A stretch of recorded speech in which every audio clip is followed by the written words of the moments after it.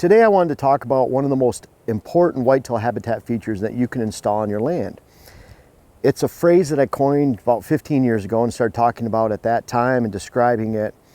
And it's something actually that we talk about a lot with private land, but it really applies to public land. In my first book that I came out with, Whitetail Success by Design, I talked about in the intro conclusion a story of a big buck, mature buck harvest that I had. And I talked about how it related to this whitetail line of movement and all the rest of the concepts in the book.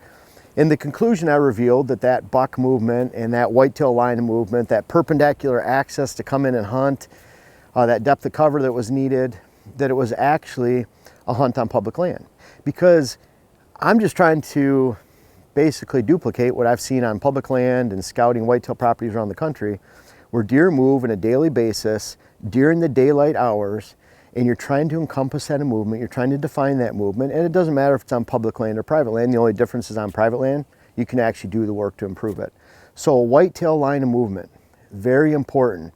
And it's a concept where, for example, I'm using this area right here, we have dozens of these on the 3 lands that I hunt here in Southwest Wisconsin, down on the public land in Ohio where I hunt, UP and Michigan. Bedding area up here on top of the ridge is a really nice bench system. We have this low grass CRP field where deer transition through on the way a water hole, on the way to a large food plot, and then finally there's a scrape system and crabapple tree that we hunt at the end. After that, it's a neighborhood. So once the deer get to that point, it's kind of a dead end, and we're really trying to take, for 400 or 500 yards, we're trying to take those deer out of the hills in their bedding areas, put them through cover, transition them into a food plot safely, and then finally get them into that crabapple tree. We use water holes, mock scrapes, and that's how you can create a line of movement, and that's the features of a line of movement that you might be able to either create on your own on your own land, or even look for on public land. It's a whitetail line of movement. You're looking at, again, it's just those few hundred yards that deer move during the daylight hours. Buck has a home range of 3 miles at night, 3 square miles. It's the average scientific study. Well, personally, I believe that in general, that might be 300, 400, 500 yards during the daylight. Does could even be 200, 300 yards during the daylight. So think about that daylight movement.